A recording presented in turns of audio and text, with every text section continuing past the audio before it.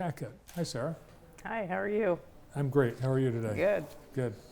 It's surprising to some people that summer is the busy season for the library. It is a busy season at the library. Our summer reading program is pretty much back to normal with visitors and people coming in to participate in our programs and come see special events, do all kinds of fun things at the library. Yeah. Not quite back to normal because the hot dogs were missing. Well, you know. Maybe next year. Maybe next year.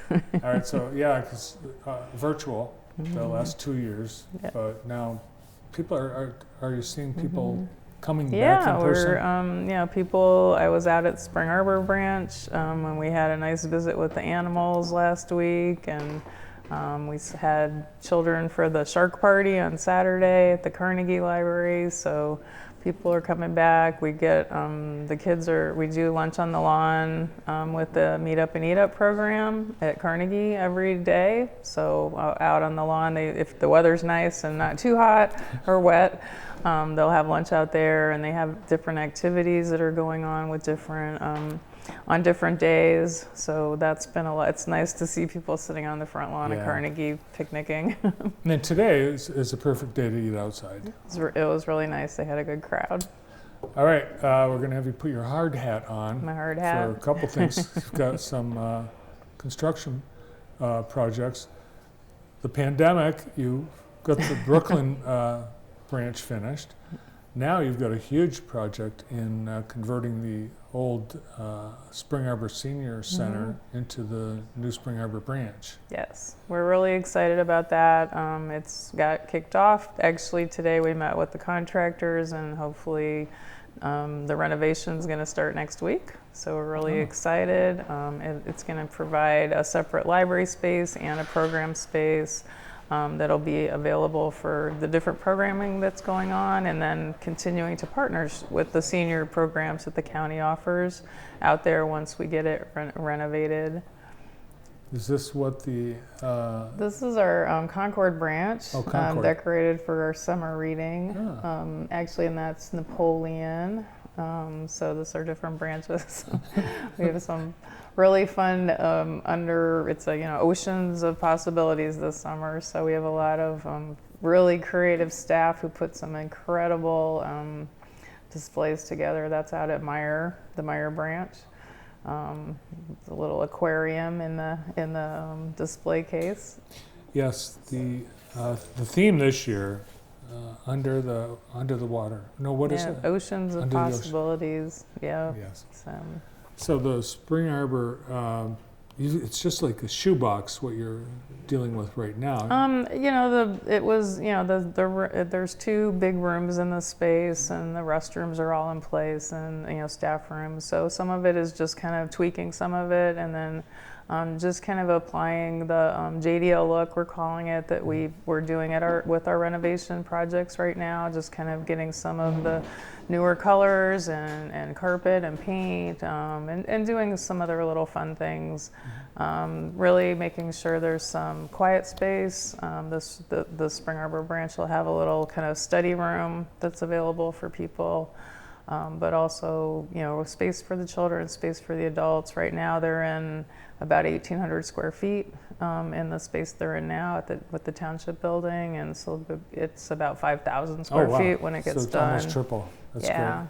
It's right next to the park and the playground, so it's going to be a great place. It's across the street from a school, so just kind of a really great place for the library to be, and to be able to be still. I mean, we're just around the corner from where the branch was before, so it's still right in the heart of Spring Arbor there. Yep, right in beautiful downtown Spring Arbor. I saw some yellow police tape in front of the library the last few weeks. Everything's safe at the library.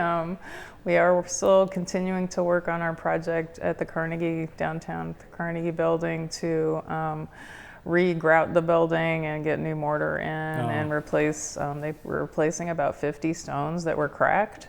The limestone, so doing that on a couple sides, and now they're continuing to work in the back to clean that up also, and then kind of rebuild our retaining wall that's in the alley that's next to the library. So it's getting a really nice refresh.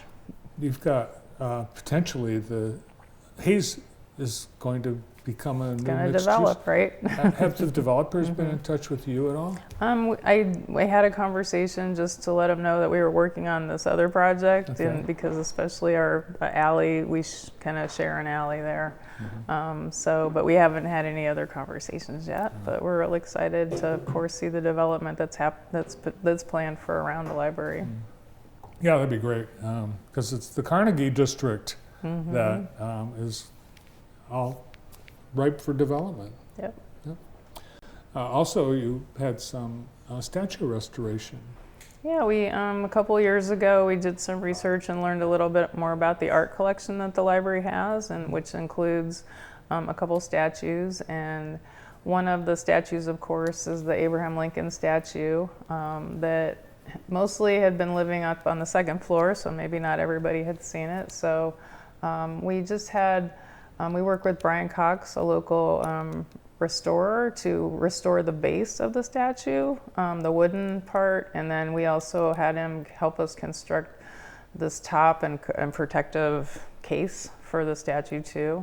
There was a company in Ohio that came and looked it over and did a little touch up with some things, but it's in pretty good shape. It's been pretty well cared for over the years and cleaned it up a little bit. So we're really excited to kind of bring Mr. Lincoln down to the main lobby and really showcase him. I had never seen, I don't remember seeing it, and I've been in the library a few times, Right. but I don't remember It was seeing up on it. the second floor, kind of near the children's area, and so I think this is really kind of where it intended to be, or maybe it was in the past. I don't know. We don't always have good pictures of that. And it's a famous replica, or it's a replica of a famous artwork in Chicago. Yep, right? the original is in Chicago. It's a St. Gaudens, and different communities would contract or to purchase to have replicas made. So they don't know exactly how many replicas were made, but we know of a few others because some other agencies over the years or schools and places we got contacted and wanted to know what we knew about ours and its timeline. So from when they turned the base over, there was some writing in the base that indicated it was around 1915 when the base was done. So which fits the timeline for what we have a newspaper article that talked about the Jackson Republican Party had purchased it in honor of the 50th anniversary of the founding of the Republican Party here in Jackson. And they had purchased it and were giving it to the city. And at the time, the Carnegie Building was the city library. So it was said, well, we should put it in the library so everyone could see it. So That's cool. All right, and for those of you who can't get to the library is coming to you. The Bookmobile will be making stops this summer. yeah, the Bookmobile is out at many different events. I'm going to the farmers markets. They're in different parks. They're working. We have a story time scheduled. They are doing a book discussion group. So they're really starting to be out in the community. When we get to fall, we might get a little more of a schedule in place for them. They're still working on that, but they're having a lot of fun just being out and getting involved. We were at the Juneteenth event and the Rose Parade, so we're having a really good time introducing the library to people where they are. Cool. Great to see you. Thanks for all the updates. You're welcome. Thanks. Our library director, Sarah Taka. It's Pride Month, and Jackson College honoring Pride Month with